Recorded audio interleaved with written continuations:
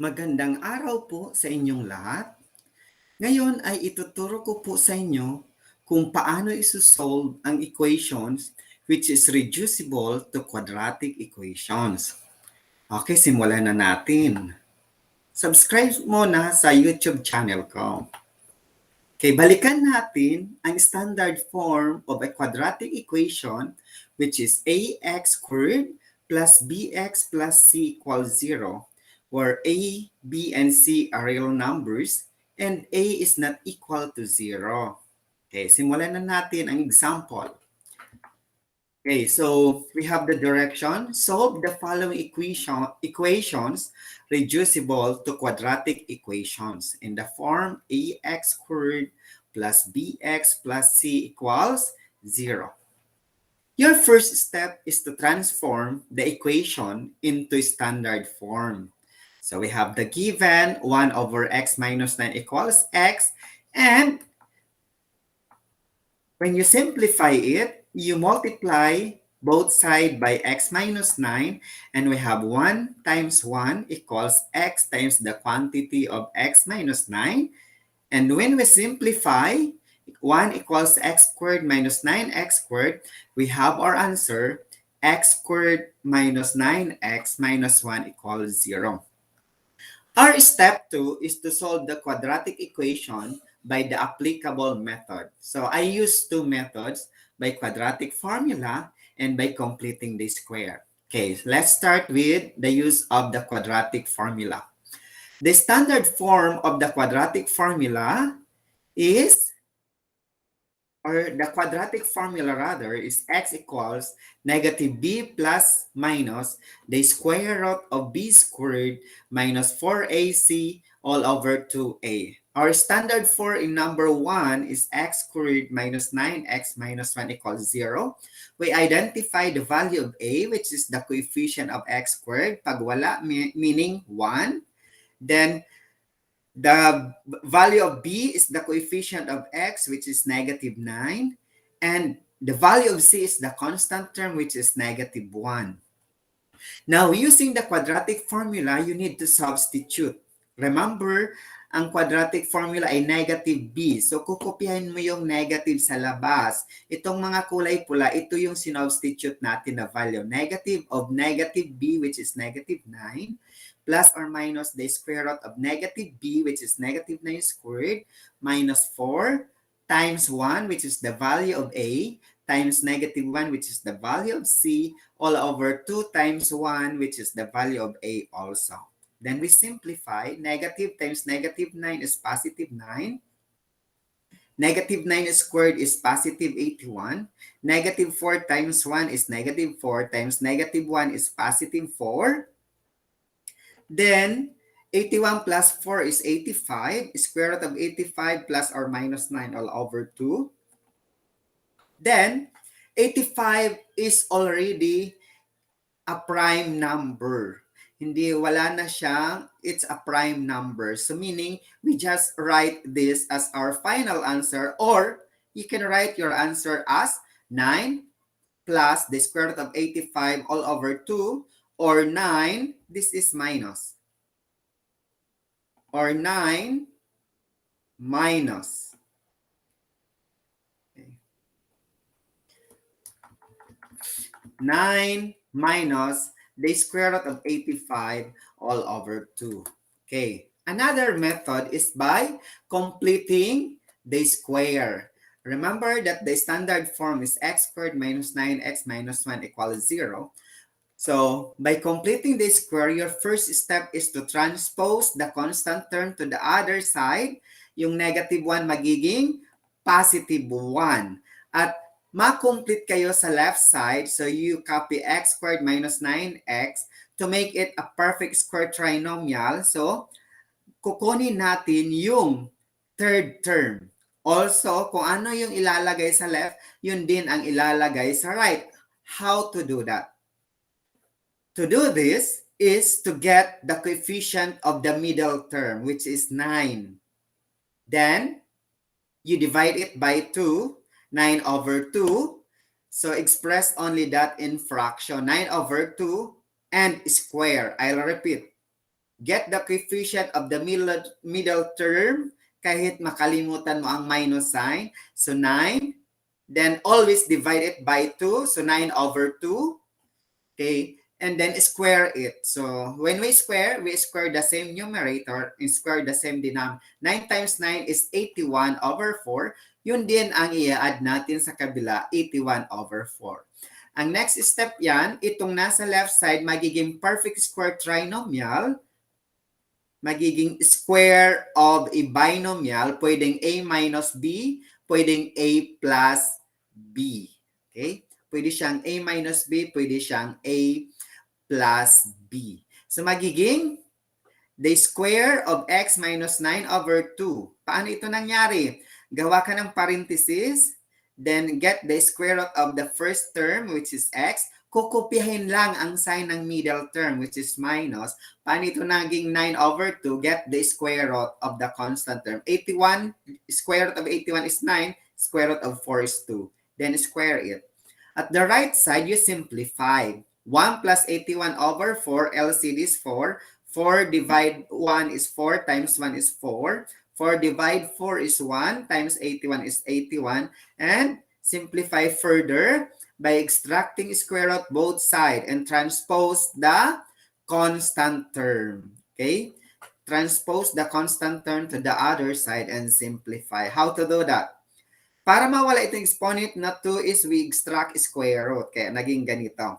So we have a square root of 84 over 4 and transpose negative 9 halves to the other side, magiging positive 9 halves. Then simplify, okay? Since pareho na yung denominator, so we can add the numerator. Therefore, x equals 9 plus square root of 85 over 2 or 9 minus square root of 85 over 2. Okay, next. Number 2. Given m times the quantity of m plus 5 equals 2.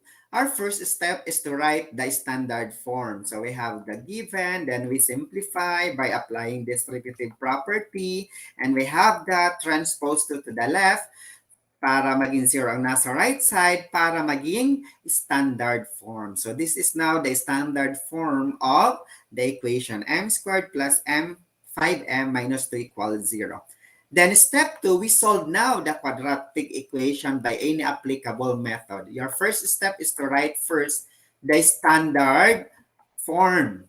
And by quadratic formula, which is m equals negative b plus or minus the square root of b squared minus 4ac all over 2a. And we substitute the value of a, which is the coefficient of m, and 5 is the coefficient of b or of m. A is the coefficient of m squared. B is the coefficient of m. And c is the constant term, which is negative. Okay, negative 2. Substitute na tayo. So, negative of b. Ang b natin ay may 5 plus or minus the square root of b squared is 5 squared minus 4. Ang a is 1.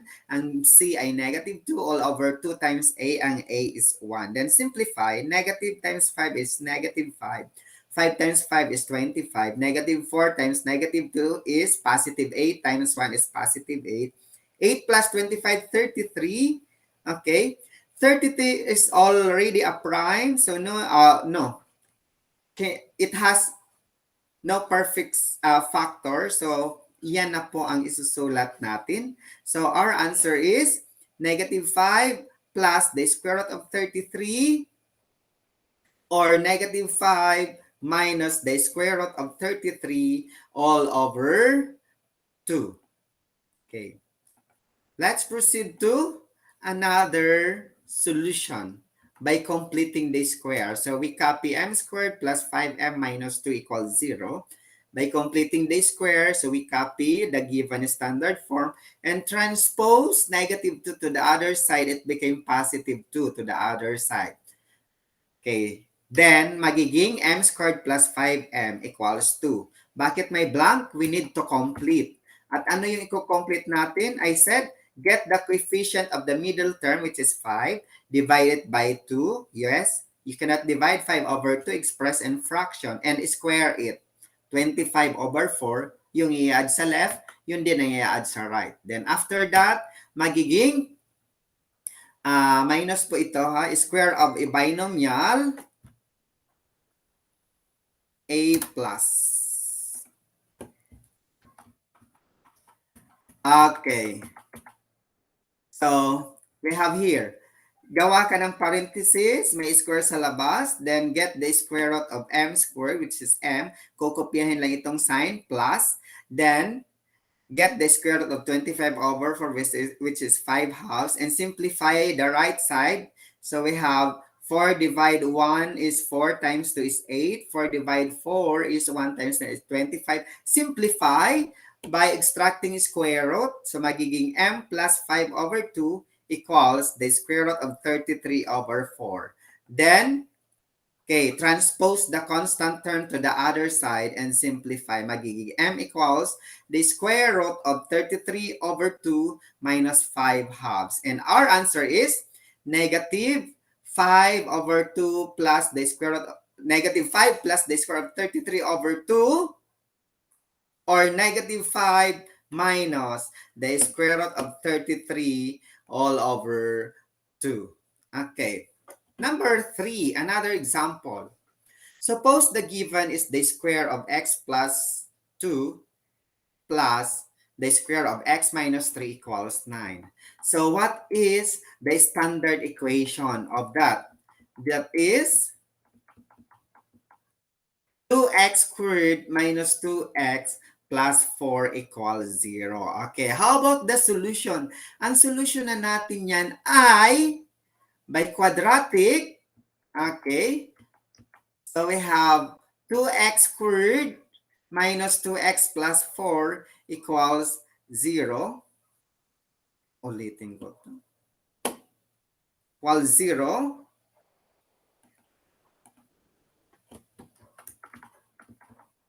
Okay. This is the standard form. RA is 2. RB is negative 2. And RC is positive 4. And the quadratic formula, we have x equals negative b plus or minus the square root of b squared minus 4ac all over 2a. Then we substitute negative of negative b. Our b is negative 2 plus or minus the square root. RB is negative 2 squared minus 4RA is 2. RC is 4 all over 2 times 2. So the denominator 2 times 2 is 4. Negative times negative, positive 2. Negative 2 times negative is positive 4. Negative 4 times 2 is negative 8 times 4 is negative 32. Plus 4 is negative 28. But 28 has a perfect factor, so we can factor this as 4 times negative 7. And 4 has a square root, which is 2. And when we simplify, that's 1 plus or minus the square root of negative 7 all over 2. But negative 7 square root, that's imaginary. Okay, that's equivalent to I. Square root of negative 1 is I. This is the correct answer, but then your solution should be in real numbers. That's why no solution in the set of real numbers. Okay, by completing the square, this is the original standard form.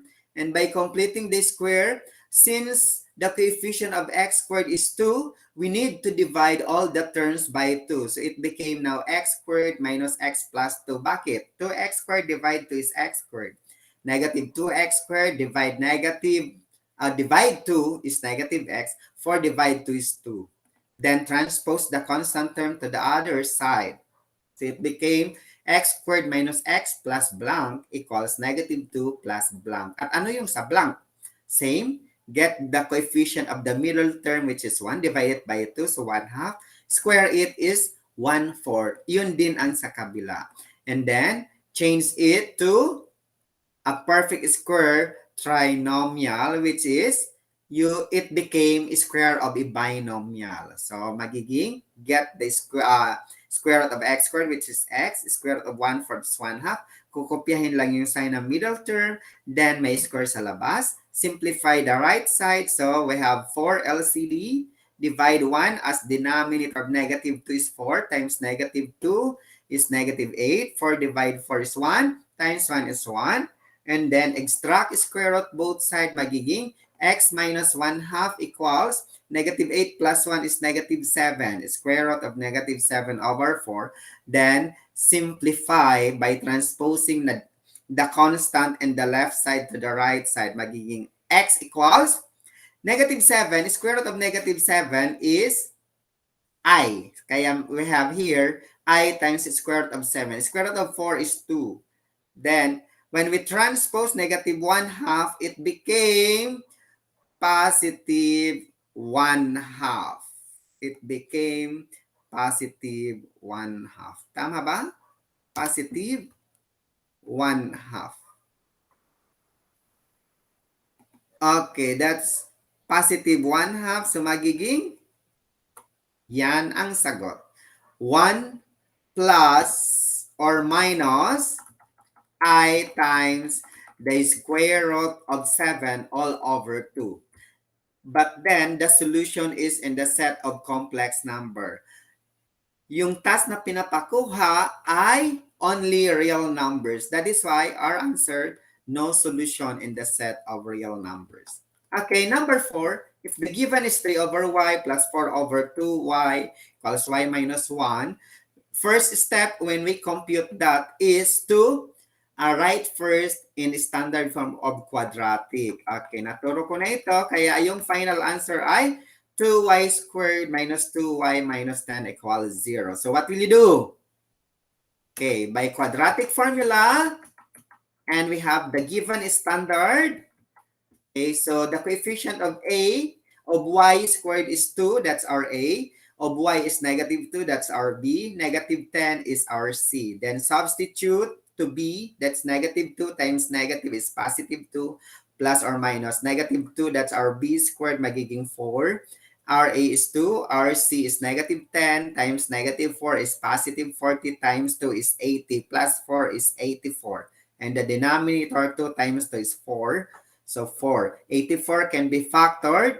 So we have factoring by, can be factored by 4 times 21. So 4 is perfect square of 2. Okay? But then we can express this in lowest term. We have 1 plus or minus the square root of 21 all over 2. And our answer is y equals 1 plus or minus square root of 21 all over 2. Another method is by completing the square. The given standard form is 2y squared minus 2y minus 10 equals 0. And then, since may coefficient ang y squared, so we divide all the terms by 2. So magiging y squared minus y minus 5 equals 0. Bakit? We will divide 2y squared by 2 is y squared. Negative 2y by 2 is negative y. Negative 10 by 2 is negative 5. Then transpose negative 5 to the other side.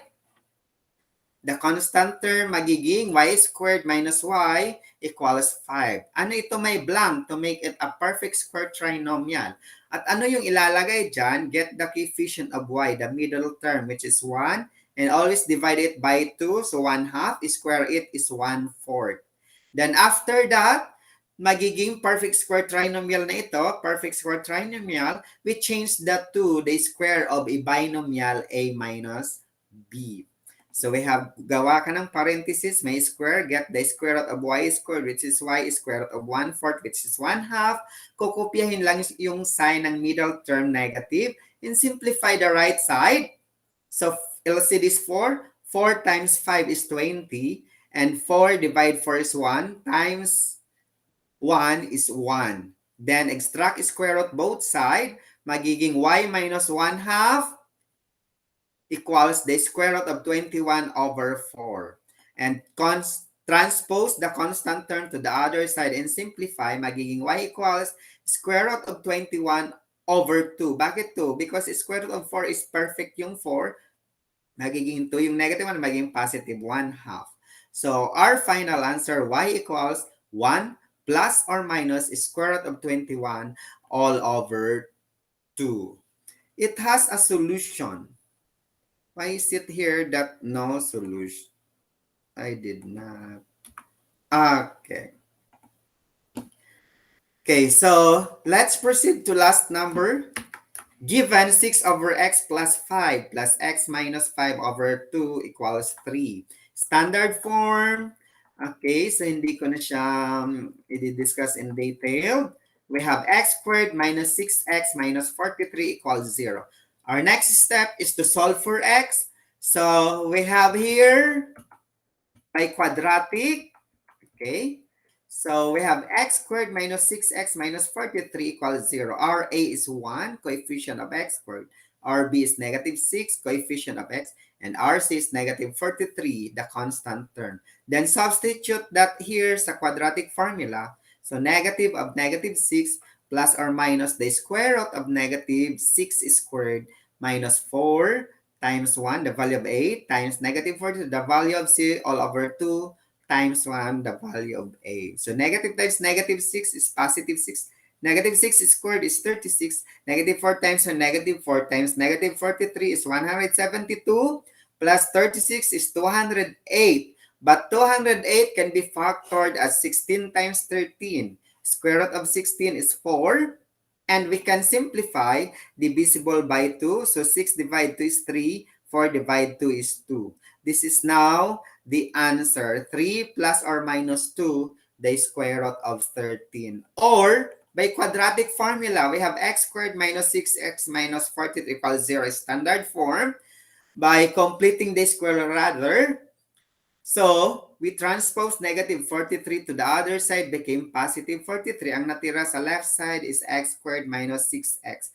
To complete, okay, maglalagay tayo ng bakanting third term sa left side. Yun din ang ilalagay natin sa kabila. How to do this? Divide the coefficient of the middle term by 2. Always 2. 6 divided 2 is 3. Square it is 9. Then, that became a perfect square trinomial, and we changed this to the square of a binomial. It became the square of x minus 3. Why? X squared, the square root is x. 9, the square root is 3. And you copy the sign of the middle term. Simplify the right. 43 plus 9 is 52. And after that, extract square root both sides, magiging x. This is x. This is x, x, x. Sorry. Magiging,